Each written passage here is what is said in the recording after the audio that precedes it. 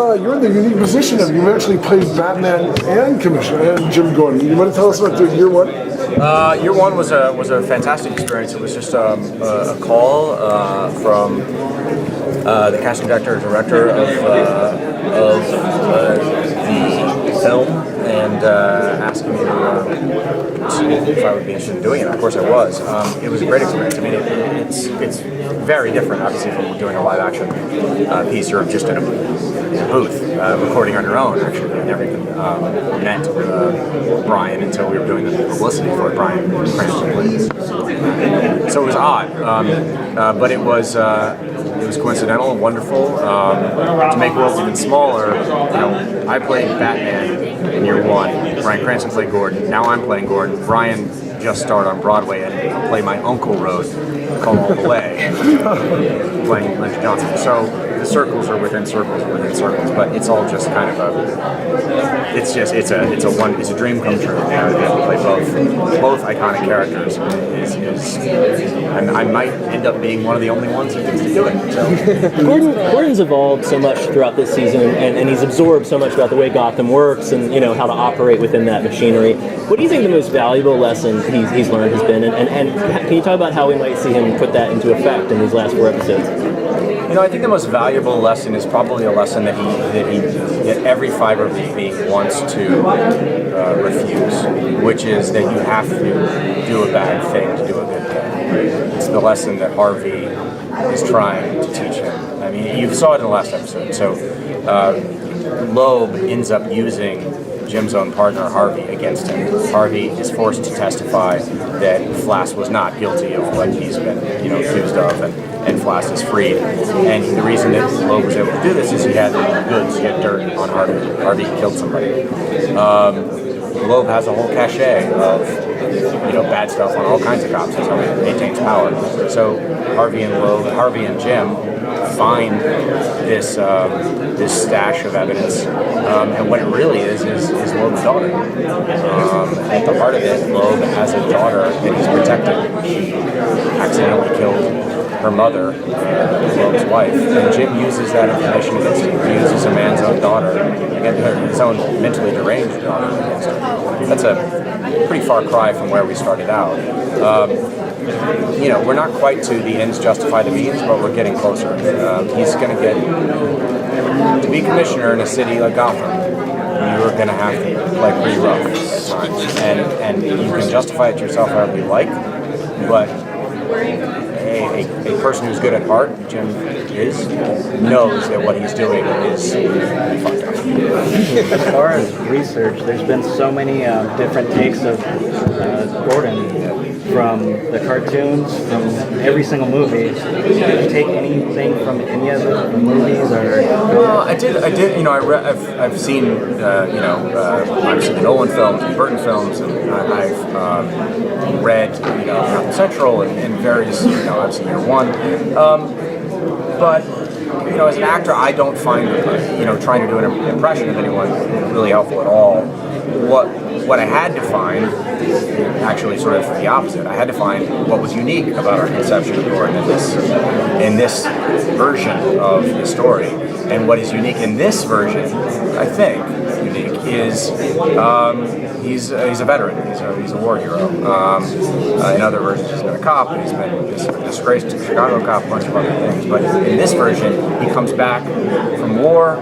He's been decorated. He comes back to the city that he was born into but left. So he comes back to the city he's never really known, taking on his father's mantle, trying to clean up the city, only to find out the city's a moral abyss, and his father may not have been the saint that he thought he was. So he comes in with a sense of purpose and mission. He's a soldier, but he realizes that I guess effectively he's been dropped in Afghanistan. And how is he going to get things done? It's not going to be by being nice. Can you tell us a little bit about that bar? would Gordon actually go out with her? Is he off to her?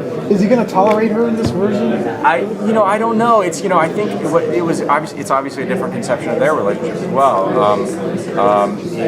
It I think made more sense to Jim as we started the series, where he was effectively they were both effectively kind of lying to each other. Jim was probably approximating his parents' relationship. His father, came from nothing by an imagination and made himself into commissioner by working rooms and by probably marrying a woman like Jim's mother, who was probably blue blood and like a woman of society. And Jim's father made himself into a man of substance, in effect, by murdering that woman.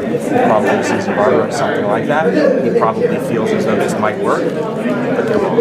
Or they could be. Certainly, that's where we are right now.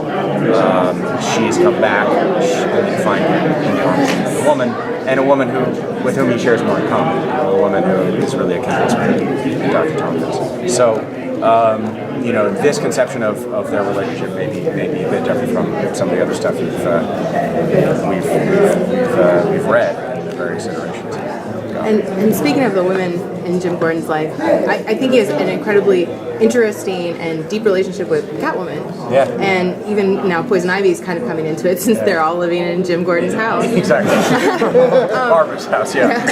So how is that I don't know if we're going to see any more developments between Catwoman and Jim in the next 4 episodes, but kind of how do you see that relationship developing? Because he's kind of mentoring her and trying to keep her on the straight and narrow. Right. I mean, he's trying even less successfully than he is with Bruce to keep her on the straight and narrow. I mean, she is, she's a street kid, right? When we meet her, she's, stealing because she needs to eat, but she doesn't come from kind of a structured, morally proper universe like Bruce did with his parents. So Jim's ability to affect a lot of positive change in her is probably minimal, but she has a certain amount of respect for him. I guess things done. But Catwoman, being Catwoman is not always it's not really gonna play by the rules anyway. So I think it's an interesting. I think it's a great dynamic to have on the show, to have 2 generations represented, or even you could argue 3, because there's an older generation of Falcone and Maroni and all those folks. But to have the center of the story with the adults kind of balanced with a younger generation and who represents the future of Gotham, for better or worse, is a wonderful way of kind of showing the stakes. If these kids can survive and stay intact morally, perhaps there's hope. If they don't, all bets are off. This will be the last question. Can you talk a little bit about the mission that Gordon has? Obviously, is to help Gotham clean up the city, but we know as an audience that it needs to get naturally worse in order for Batman to be created, in essence. Is that something you had trepidation about regarding as an actor, because Gordon has to fail in many ways in order for that to happen, or is it something that really brings dramatic meat to the role? I believe it's dramatic meat. I don't think it's trepidation at all. I mean, not that you phrased this inelegantly at all, but I've had earlier people say, "Does that mean Gordon sucks at his job?"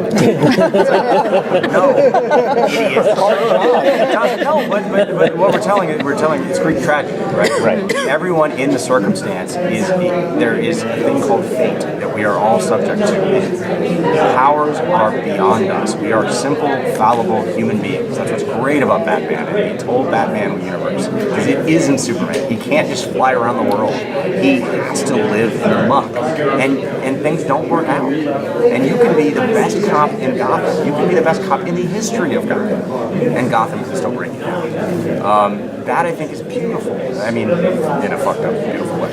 Dramatically, it's beautiful. It's compelling to me. That's not that we're in any way like this, but The Wire is my favorite television series. Watching, front to back. Hopefully, The Wire is Greek tragedy. Baltimore, that system, that whole, whatever you want to call it, the entire framework of that city is never going to allow good to triumph over evil. You know, it might occasionally win here and there, but the whole thing is gonna continue to devolve, and that's what we're telling here. I think it's still fascinating. I mean, of course it's fascinating. We're fascinated by Batman. He doesn't end up cleaning up Gotham. That is true. You know, I mean, he kicks more ass, but he's still, you know, Definitely. yeah. Thank you.